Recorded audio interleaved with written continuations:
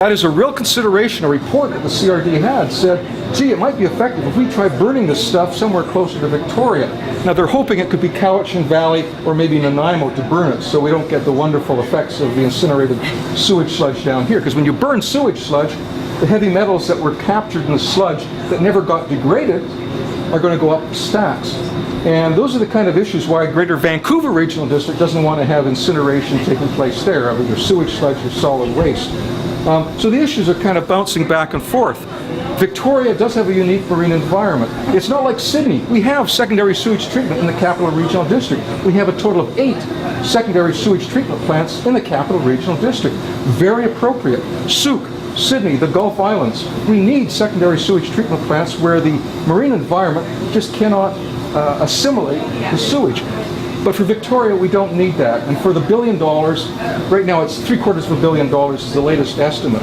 But we've seen so often in terms of many major public and private projects, that's just a starting estimate. And one of the things that does concern me connected to housing and social housing is that the taxpayers are going to be paying for this, either through property taxes or through rate increases. Who can't pay are seniors on fixed incomes in social housing and people that are in these assisted housing, the travelers inns, stuff like that. The taxpayers are going to have to pay for them as well. So if you think you're going to be paying $500 for yourself, add on another unspecified portion to pay for people who are on fixed incomes who can't pay. The feds aren't going to help pay for that. The province isn't going to help pay for that. It's going to be on us. So these are huge issues. And I think a combination of environment and finance is one of the things that occupies us most in Arrest. The environmental issues are big. The problem is the provincial government said, do this sewage treatment. You're mandated to do it. But oh, by the way, there won't be a referendum. No referendum on this. We did have a referendum in 1992 that rejected a land-based sewage plant. They brought in a law saying, oh, you can ignore that referendum now. That was like almost 20 years ago. Ignore that and just pull on ahead with sewage treatment. And you'd think, this is a big thing. We're going to need to have environmental impact assessment. And they figured out that this sewage plant is so important, we can get by without an environmental impact assessment study done under the BC Environmental Assessment Act. They said, oh no, we can get by with a little sort of a half-assed effort done under the municipal sewage regulations, which isn't even an environmental impact assessment, it's a report. And so far, they've only done one report, the effect of putting a plant on McLaughlin Point, which if you've seen that across the harbor is basically, it's a wasteland. No problem doing that. They have not yet done even a minimum kind of environmental report for the marine environment. We're waiting for that and it's not going to happen. The provincial government said, that's okay. Pretend Victoria is like in Vanderhoof or someplace in the interior where you don't need to have a real environmental impact assessment for sewage treatment. It's so important. For Vanderhoof, it is. For Sydney, BC, it is. But when it comes down here to several oceanographers at UVic saying the safest place to put our sewage where it will be suitably degraded and stabilized is out in the Strait, and everybody's ignoring that, we've got a big problem. And I think this is the sort of thing that hopefully that there will be enough of a voice through the candidates for mayor, the candidates for councillors, that will come forward and start to discuss this. But it has not hit the fan yet, because you're not going to get the tax increase for the sewage plant this year, not next year, not the year after. But 5 years is not that far away. Most of us are going to be here to think about this at the big bill after the 45% increase. There's going to be another big bill of another $500 a year or more. And there's going to be some land use changes. If you live in James Bay, they're going to be putting a huge force main all along James Bay so then they can ship it under the harbor in a tunnel or a big pipeline over to McLaughlin Point. That's going to cause an awful lot of disruption. And that does not include an LRT either. And they're right. I mean, we're talking about things that... Like or a fire hall, you know. Or even just making sure that the pipes we've got right now are maintained. This is a huge issue that the City of Victoria, I guess some of the engineers came up with this $500 million deficit report last year sometime. And we're looking, and I think the science and the economists at UVic, Rebecca Warburton, Dr. Warburton, is a health economist, and she's looked at this and said, look, it's not as though we have extra dollars sitting in our pockets we don't know what to do with. That this idea of the sewage plant being not as important as any of the other issues should be rested and laid aside. There may be a reason for it in the future, but the exciting thing right now is that we're spending money to make our sewage even better than it was before. And just last week, 2 weeks ago, the CRD Sewage Committee, or the Solid Waste Committee said, let's spend $300,000 to put a big plastic tarp over the Heartland landfill west face. By putting that huge plastic tarp, a really big plastic tarp, you're not going to get leachate with the toxic metals and stuff in it coming into our sewage. So we're spending right now to improve the quality of our sewage, improve the source controls. Dentists can no longer put the mercury out into the sewers like they used to do. We're doing great things, and the scientists can see that. The scientists for the CRD, the scientists at UVic. Somehow it doesn't seem to reach through to a lot of the politicians, though. Listen, I'm sorry, everyone. I am going to have to go. I have another meeting. But, you know, I will speak out on this, and I don't think it's a done deal. 6 months ago, when people were encouraging me to run for mayor, and I was thinking about it, you know, what are the issues you're going to run upon? The sewage treatment, my attitude was, you know, it's a done deal. Let's not waste political capital on it. I've changed my attitude, and that attitude changed when I heard the federal government all of a sudden was balking at the money. I think there is a way of changing this. Steve, you mentioned pharmacology. One thing I have not put down in my background, I have an MSc in pharmacology. I have another graduate degree as well that I won't tell you. My parents will tell you I probably had a great social life in university, but whether I learned anything that I'd use, so I don't use it. But you know, one of the things we learned in pharmacology when I was doing my master's, Steve, is what you said. You can only really draw connections between 2 or 3 drugs at one time. You get beyond 2 or 3, it's virtually impossible to being able to forecast what the impact is going to be. And when you start concentrating sludge, it becomes very unpredictable what you've got in. It becomes very challenging.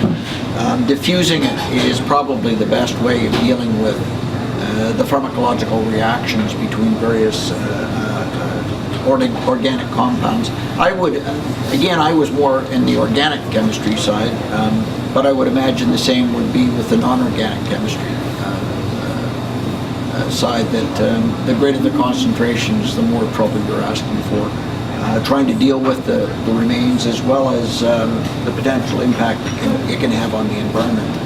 I would also say that I'm dead set against shipping bio-waste somewhere else. We've got to deal with our own problem. We can't ship it to Vancouver and get somebody else to deal with it, or up to Cowichan. I mean, you should, if you're producing waste, you should be dealing with it in your own backyard. You shouldn't be sending it to someone else. And we see stuff these days where we're shipping our old computers to China, right? And they take them apart, and it's creating hell. You got to deal with this stuff in your own backyard, and that's why I'm really pleased to have Linda McGrew on my ticket. Linda does feel that ground-based sewage treatment is appropriate. Jane Sturck, who is leader of the Green Party here in BC, is of a different opinion. I don't think, you know, she's fully supportive of not dealing with sewage treatment, but she's not stuck on it the way a lot of people are. You know, Linda is listening, but it's really nice to have someone like Linda on the ticket. She's only 30 years old. She's young. She'll bring youth to the table after the election, not just before the election. But you know, we've got a lot of infrastructure to replace in this city. Let's do it right. Let's not do stupid things like we have in the past. So anyways, thank you for your time. Steve, I always appreciate being able to, and I guess this is the last time we get to, It is. you know, and also last time for this guy, eh? Yeah, I don't know. So anyways, please do vote one way or the other, okay? Whether you live in Victoria or whether you live outside of Victoria, it's very important to vote. I think the fact that you're all here tonight probably would indicate that you are voters. Otherwise you wouldn't be here. Okay, thank you. Steve, I should let you finish. Or do you want to finish? Well, I could say something too. But I have to go, I'm sorry. Sure. Well, have a wonderful evening, Okay. and good luck with Thanks. everything. Yeah, you too, Steve. Cheers, everyone. Okay.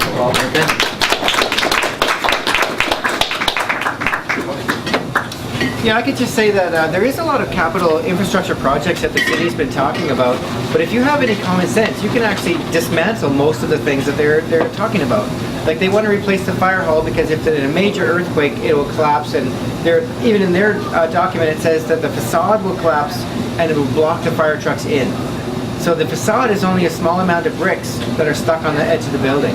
Now, if they knew anything about construction, I'm sure they did, then they would know that those bricks are actually tied to metal onto the cement building. So they won't collapse. But even if they were going to collapse, there's something we could do a lot more reasonably priced to mount them on there so they don't collapse. So that, you know, we can just remove them and replace it with a cedar facade or something like that, or create a network of iron and bolt it on. So that saves us $16 billion. Also, the crystal pool. In their document, they said the crystal pool was only designed to last 20 years. Now that made me go, huh? We don't build buildings for 20 years, right? Now it's 40 years old, so it's twice its lifespan. No, cement and steel constructed buildings can last 120 years easy. Right? So they're setting this building up to be dismantled. That's part of their PR spin. They want to spend the money. They want to have a $58 million project. Right? So we have to watch that kind of stuff. We have to challenge everything that comes through City Hall. Right? We cannot trust the people who are working behind those tables and the information that they're giving us. So let's try and get some new fresh blood in there, some open and accountable government, and people who are going to challenge the system that they have there and make it better. Right? If two heads are better than one, then 64,000 heads can be unstoppable, right? There's someone in our city who knows the truth about engineering, and they can guide us in the right direction. And that covers for the bridge too. I think the Blue Bridge can still last another 40 years with a about a $12 million investment, right? So there's a lot of things we could challenge, but we have to get rid of the establishment, right? Big money comes with strings attached, and we've never had a non-money mayor in Victoria. Right? An open and honest, accountable person. So get out there and get your friends to vote. It's very important. There's 47,000 people that typically don't vote. Right? So that means 3/4 of the people you know. So help me get them out. Make sure you're knocking on their doors, having a breakfast party, and then going out to vote. And if you have time on that day, just go and talk to everybody you meet. Right? If there's one day you could donate to democracy, it would be this Saturday. And it's very important that we have a good turnout to even beat this establishment. They spend $100,000 and they don't get more than 8,000 votes. That's 1 out of 8 people support them. And then they go on to spend $200 million a year of your money. And are you cut out of that loop? You are. Right? So get back in that loop by making sure your friends vote. Okay? Thanks for your time.